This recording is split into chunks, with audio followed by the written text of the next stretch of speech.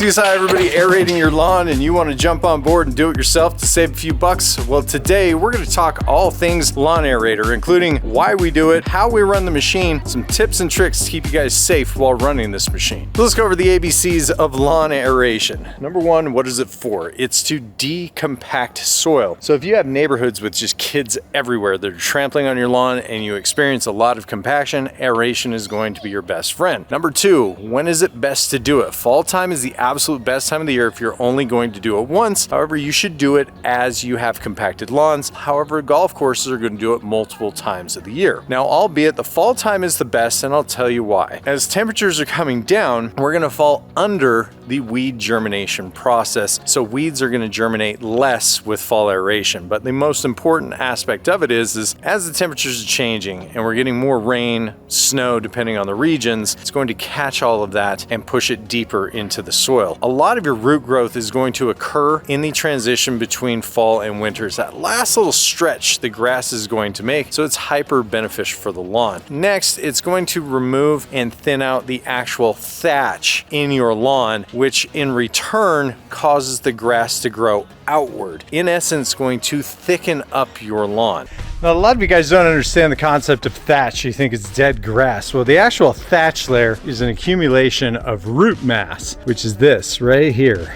And so when it gets out of control and you've got no dirt in your root mass, then you've got to remove this thatch and thin it out. Let's talk about prepping your yard before you run the machine. Number one, you're going to want to mow your lawn down to about 2 inches or less. Number two, you're going to want to make sure that there's proper or adequate amount of water saturation in the soil. If it hasn't been watered for a while, you walk on it, it's feeling a little hard, highly suggest running a deep cycle of water. Otherwise, you're really not going to be pulling very long plugs. If you have a lawn that is bone dry, my suggestion is to water it for 5 minutes per cycle, about 4 times per day, and you're going to want to run that every single day for about a week. Really need to soften this up. It's one of the most important aspects of it. Third thing is you're going to want to flag any of the sprinklers in the middle of your lawn. These machines weigh about anywhere between 150 and 250 pounds, depending on the model that you decide to rent or buy, and they're going to destroy your sprinkler heads if you don't mark them. Next on the list is you're going to want to get yourself a good pair of gloves. This is kind of one of those machines, especially in the beginning, you're going to kind of be forcing some things. It's going to be rough on your hands, primarily in the crease of your thumb and your pointer finger, and in the palm when you're actually digging in and turning the machine. So a lot of you guys are going to be going to a rental shop to rent a machine like this one. This one is the Ryan Lawn Air 4. It's one of my personal favorites. Very easy to use. Now, keep in mind, this style aerator is what I would consider a barrel style aerator with the tines on this barrel.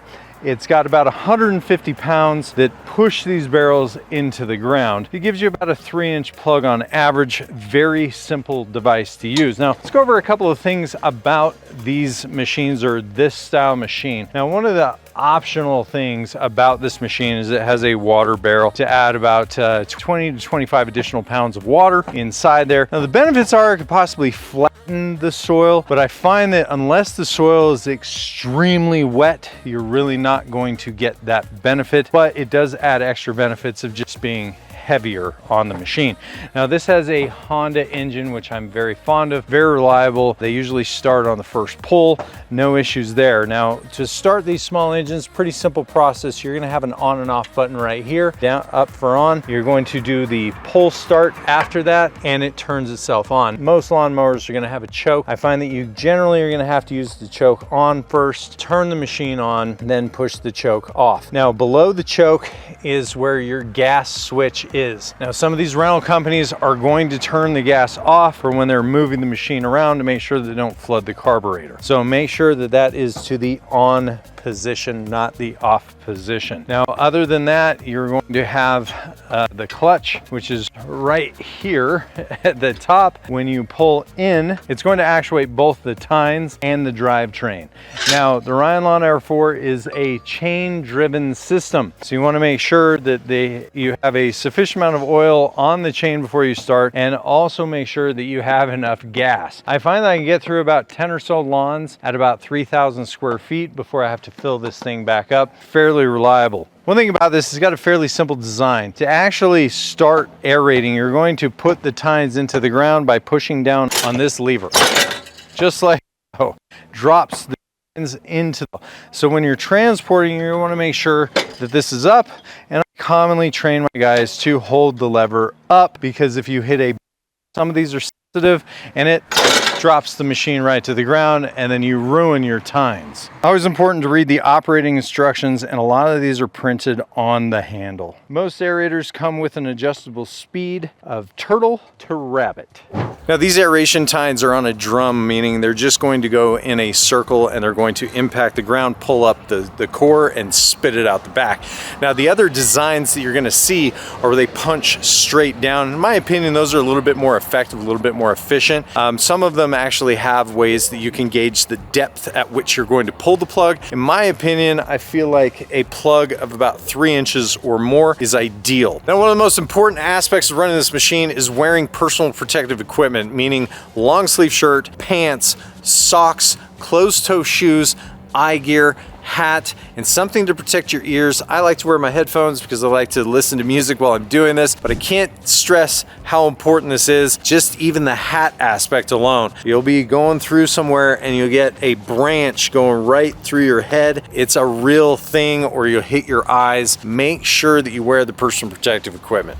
Now, as I said before, turning this machine on is very simple. We're just gonna look at the on-off switch, go from off to on. We're going to put our choke on. We're going to grab the pull string. We're just going to pull it upward. Now we're going to turn the choke off. There you go. Now let's go over some of the tips and tricks that I use, especially for beginners when it comes to running this machine. I want to make it very clear. This machine will do the work for you if you allow it. If you want to fight the machine, it's going to win. It's very heavy. Now, the number one rule of thumb is this. If you find yourself getting in trouble, and this is where people go wrong every single time, all you have to do is let go of the machine. You just let go of the clutch. That's about it. Now, when it comes to where to start and what to do, the number one thing is mark your sprinkler heads in your lawn.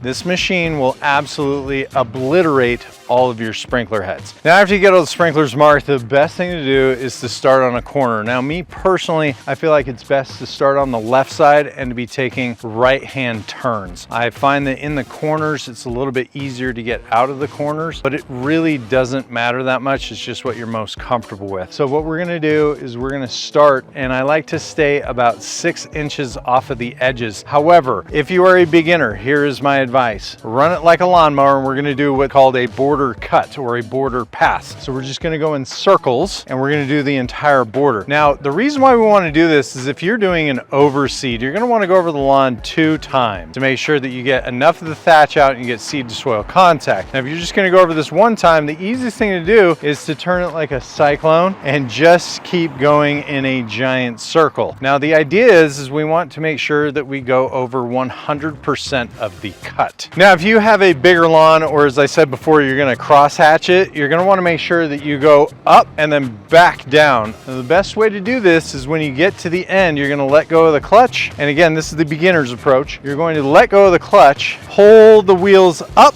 and then you're gonna use the barrel on the front or the drivetrain to help you turn the machine, because these machines are very, very heavy. Now, if you kind of lean back as the machine is propelling itself and just pull back on the handle, it will literally turn itself and make that process very easy. Now, the one thing that I want to caution you on, if you're going to be doing a lot of lawns, the whole name of the game is to not stop the machine. So you want to make sure that you choose a speed that is right for you, that's not too fast, not too slow, that's comfortable to allow the machine to do the work.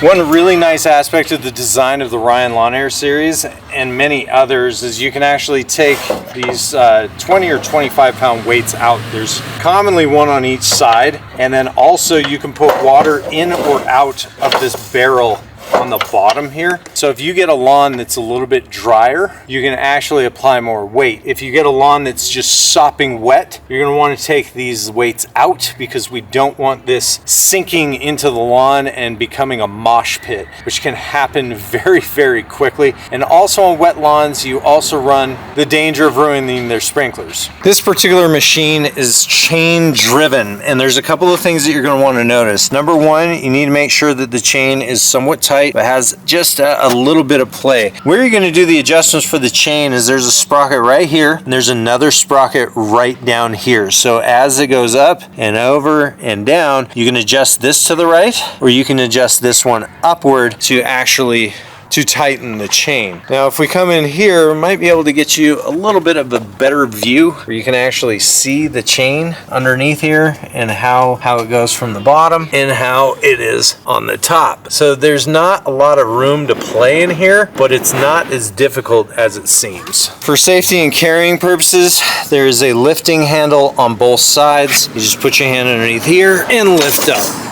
Now, as a friendly reminder, when you're going from house to house, I like to go over one small area of the sidewalk and get this and transport this on the roadway because it has a lot of dirt that's going to leave behind. A lot of you guys are going to be picky and you're going to be upset when you have to clean up a muddy mess. Now, when I transport, I like to keep my hand on the handle for the wheels as so the tines do not drop down because that's going to happen every single time. So when I'm transporting, I've got one hand on the clutch, I've got my other hand down below securing it, and I'm letting it go by itself. A lot of you guys are gonna have valve boxes in your lawn. You do not want to be breaking these. So the number one thing you want to be doing is scanning ahead in the lawn. These caps are about anywhere between $15 and $30 each. So you want to make sure you understand where these are at. And there's a couple of ways. Now, if you're out there slaying lawns, doing like 15 or 20 of these, what I like to do is when I'm aerating, I'm coming up and over them, I will literally pick the machine up and then drop it back down. It is that simple to go over it. That way I don't have to stop. But if you're early on in this and you haven't done this before, probably easier just to go around them. Now, when it comes to expert tips on turning,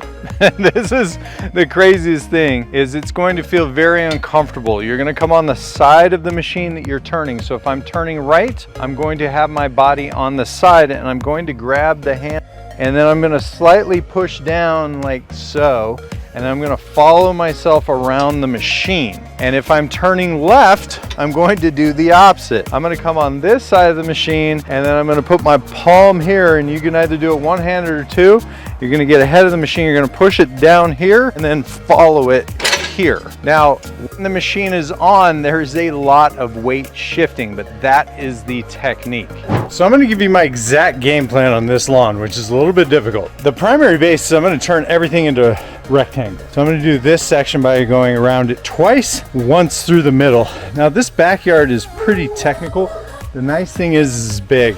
So what I'm going to do is I'm going to end up taking 2 passes around the perimeter, maybe even 3, just to give myself some area to work with. Now, once I get past some of the more difficult obstacles, like this 90-degree turn up here around the air conditioner, then I'm going to turn this section into a rectangle. I'm also going to turn this tiny section into a rectangle, and I'm going to finish these individually. Then I'm going to go back and do this section. I'm going to go around this tree twice to give myself a perimeter border. Then I'm going to come back and forth and do this section. Now let's talk about the play set. Play set can be very agitating and aggravating. So first off and foremost, this might seem like the obvious, we're going to push the actual swings out of the way. Then I'm going to slow the machine way down, and I'm going to go back and forth right here and do another rectangle.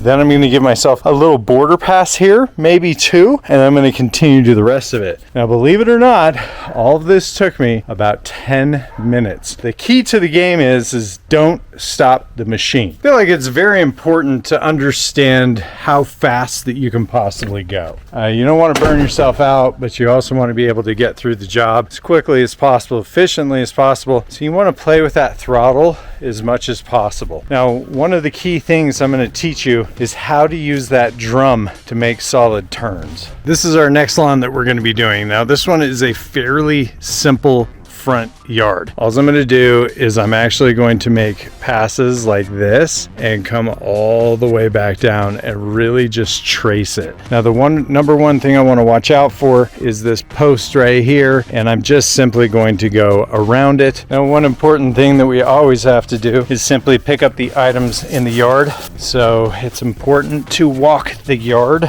before you actually do lawn aeration. So let's take a minute and talk about slope control. This slope is actually actually pretty steep. I guess somewhere between 24 and 30 degrees, which is about like this. Now you can get yourself into some trouble, especially since these machines weigh about 150 pounds and they can really damage all the fence lines. So we've got one of two choices. We can do the usual, make 2-3 border passes till it gets steep. And then what happens is you're gonna walk the machine up and go this direction instead of this direction. Now the benefit of this is not to go face downward, but to go facing up the hill, so that way you can use the throttle as a braking system, and you're just going to walk the machine downward and then walking the machine down, feathering the throttle, going back up. Now this is one of those things where sometimes it's just worth paying somebody that's done it before, but if you're the type of guy that is going to do this year after year, probably going to be worth it for you to do it alone. So when you're using the barrel to turn, I find it's actually easier to use the machine and the throttle. You feather the throttle, get the barrel going, and then you're going to pull backwards, and allows the machine to turn really quick.